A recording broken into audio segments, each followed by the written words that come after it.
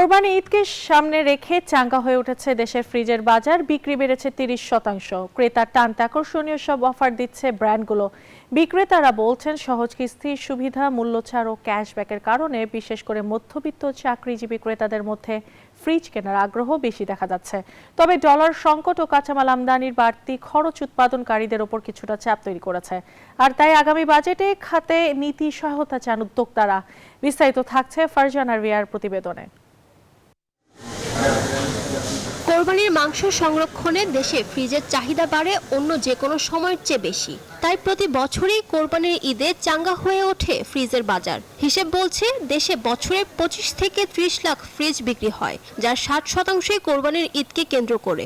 রাজধানীর বিভিন্ন শোরুম ঘুরে দেখা গেছে ক্রেতাদের এমন ভিড়। সবচেয়ে বেশি চাহিদা ইনভার্টার প্রযুক্তির মাঝারি আকারের ফ্রিজ, যার মূল্য 35 থেকে 65 হাজার টাকার মধ্যে। অন্যান্য সময় দেখা যায় আপনার কেনাকাটা নিয়ে অনেক ব্যস্ত থাকে, কোরবানির সময় দেখা যায় আপনার ফ্রিজটা আপনার প্রয়োজনীয়। কোরবানি বাসায় দেবো, একটা ফ্রিজ লাগে, একটা ফ্রিজ কিনলাম, আর অফার আছে এই জন্য একটা ফ্রিজ কিনা হইল আর কি।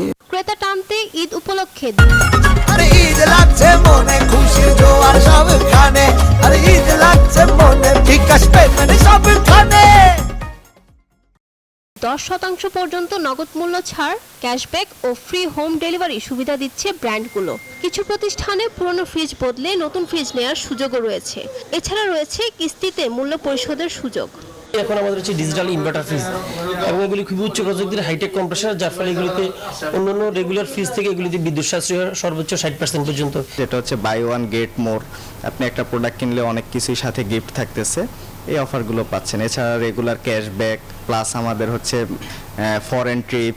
এক দশক আগেও মানুষের ঘরে ঘরে ছিল শুধুই বিদেশি ফ্রিজ। তবে সরকারের নীতি সহায়তা ও উদ্যোক্তাদের বড় অঙ্কের বিনিয়োগে এখন দেশের ফ্রিজের বাজারের 90% বেশি দেশীয় কোম্পানির দখলে। হিসেব বলছে বর্তমানে দেশের ফ্রিজের বাজার 7.5 থেকে 8 হাজার কোটি টাকা। দেশের চাহিদা মিটিয়ে বাংলাদেশের ফ্রিজ এখন রপ্তানি হচ্ছে বিদেশেও, যেখানে বড় সম্ভাবনা দেখছেন বিশ্লেষকরা। তবে এর জন্য প্রয়োজন বিশেষ সরকারি সহায়তা।